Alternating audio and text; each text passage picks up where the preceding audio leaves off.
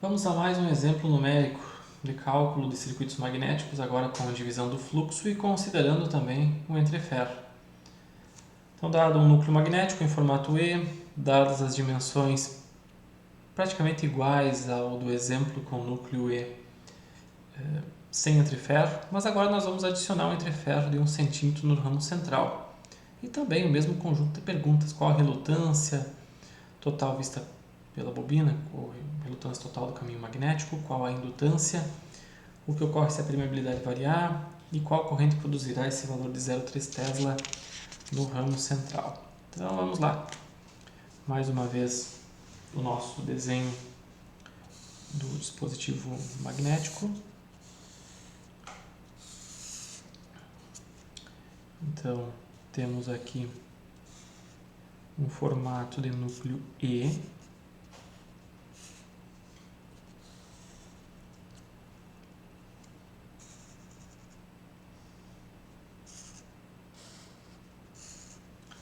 O desenho aqui não ficou muito bom, mas dá uma ideia de como é esse dispositivo.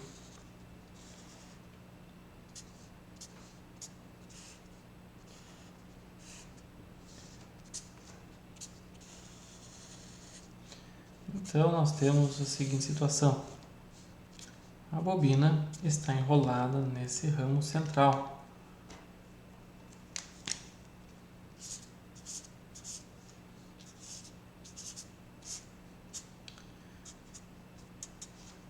E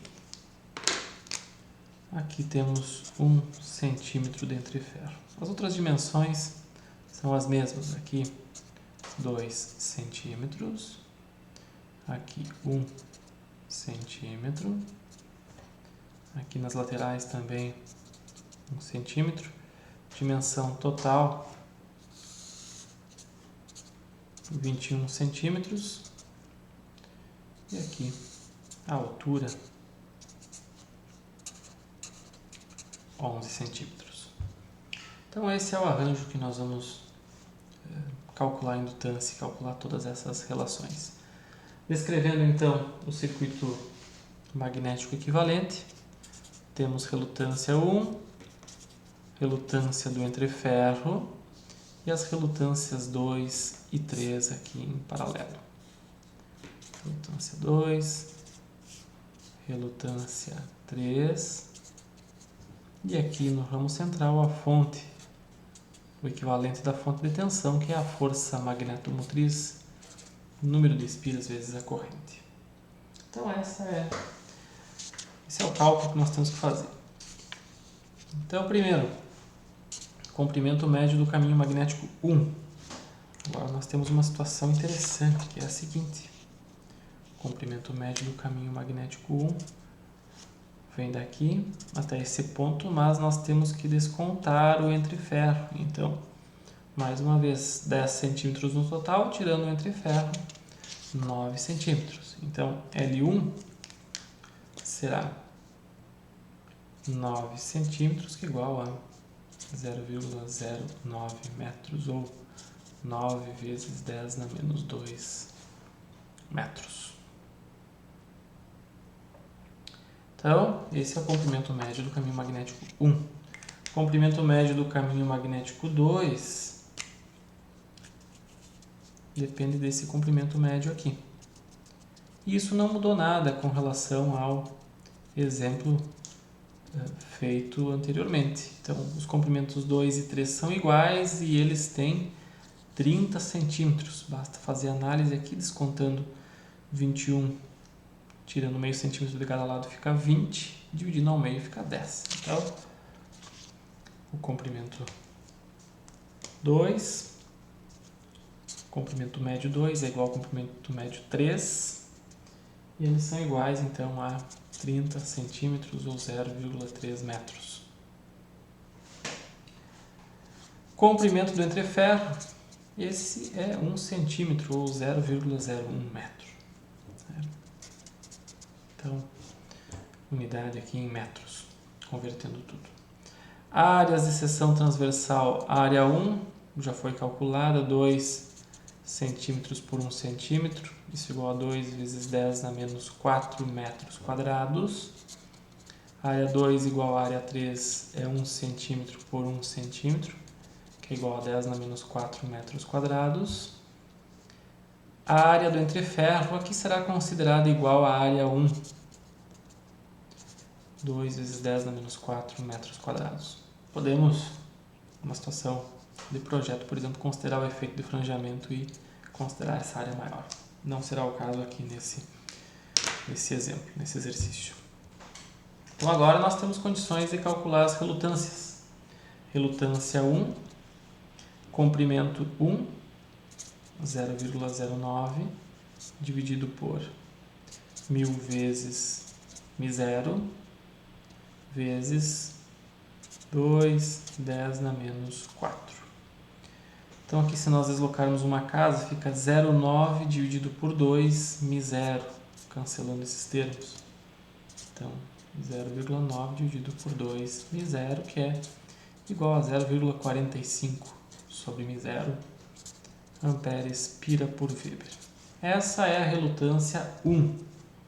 A relutância 2 nós já calculamos anteriormente, é 0,3 dividido por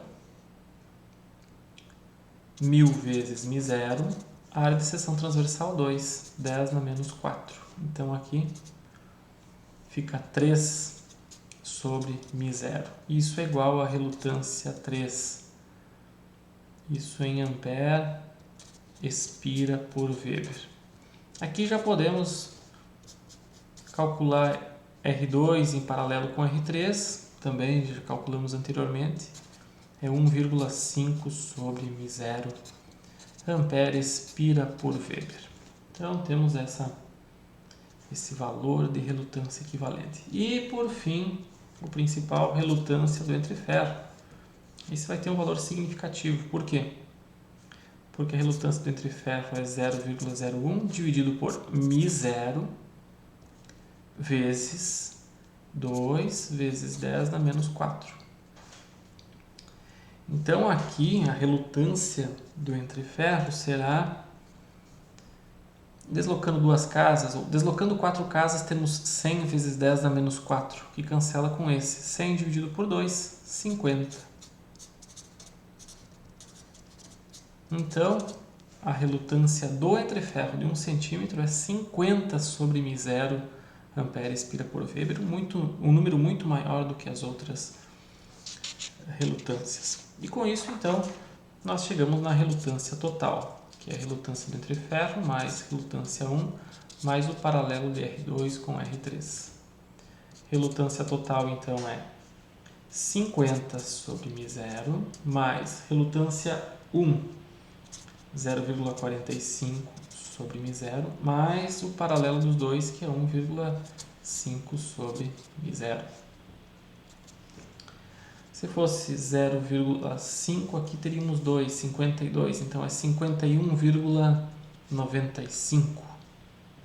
Então a relutância total é 51,95 sobre μ0 ampere espira por Weber. Então esse é o valor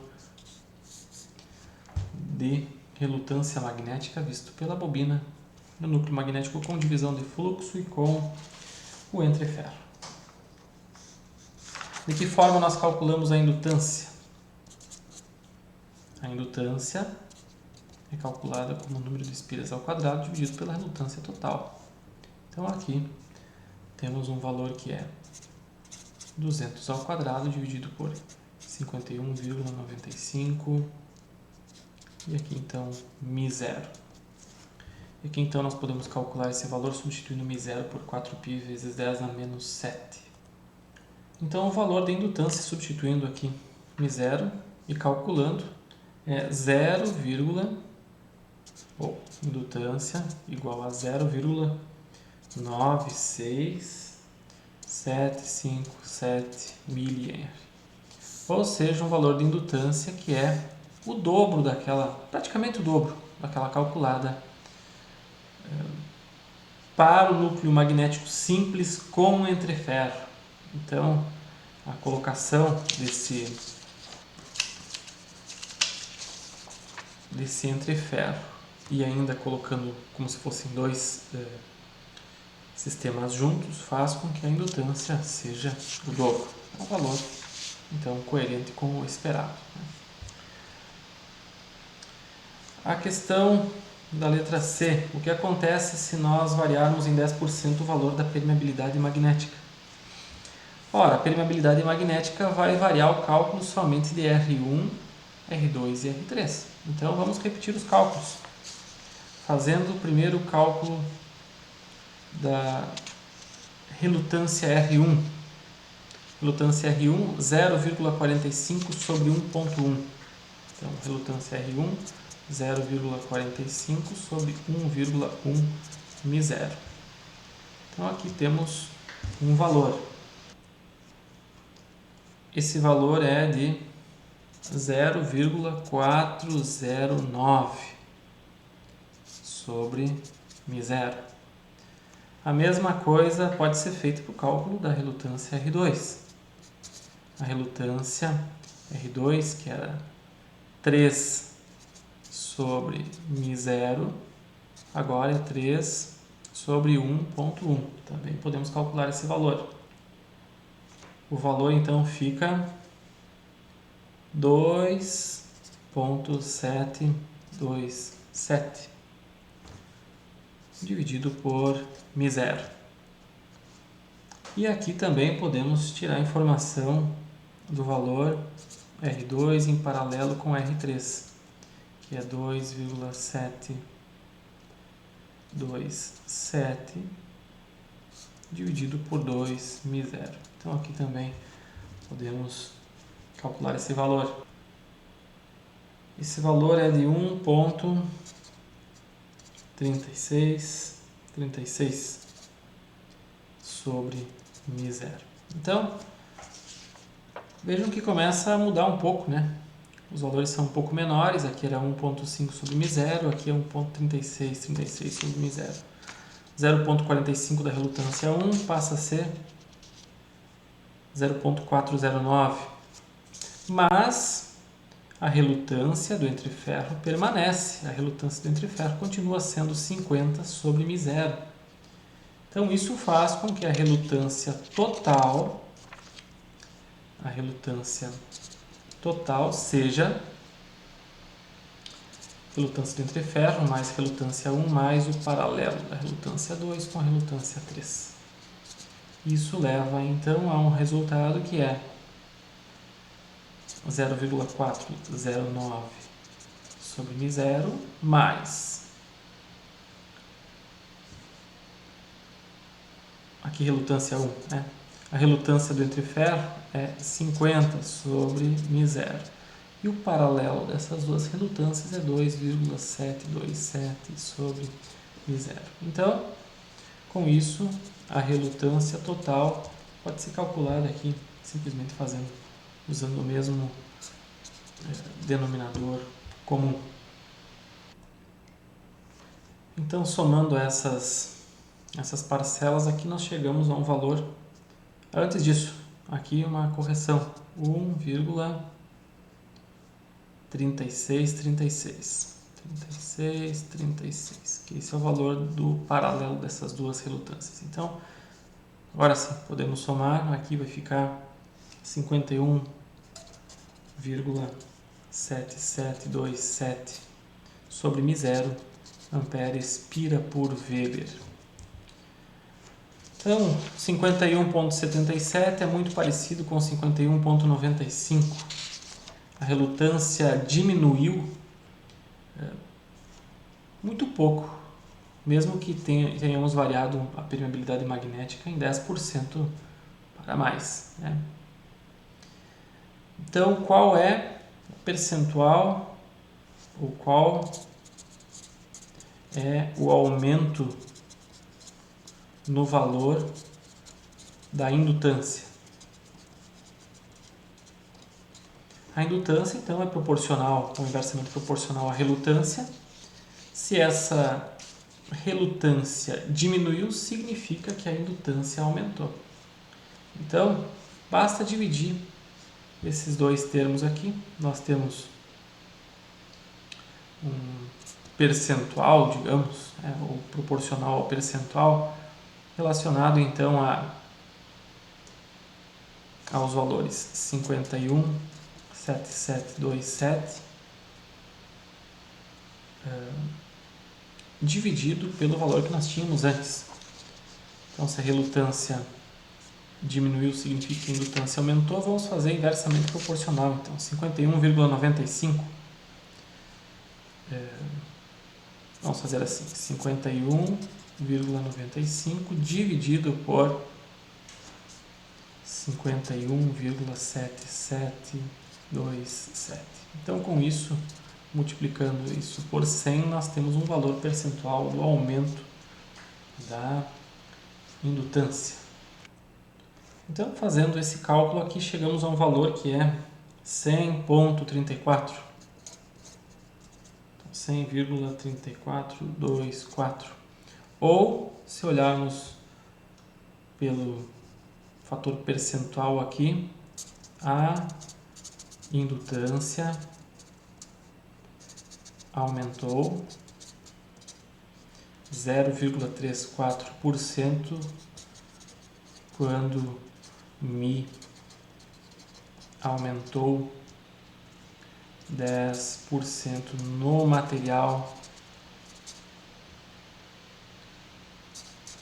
ferromagnético. Então isso é importante, né? Temos uma situação onde possíveis variações da permeabilidade magnética não afetam diretamente ou significativamente o valor da indutância calculada. Então, espero que vocês tenham compreendido esses cálculos relacionados a fluxo magnético, a relutâncias, a indutâncias, utilizando essa teoria de circuitos magnéticos. E isso facilita muito a análise de diferentes dispositivos, facilita os cálculos, reduzimos tudo a equações algébricas simples e conseguimos enxergar um significado mais palpável para essas grandezas magnéticas.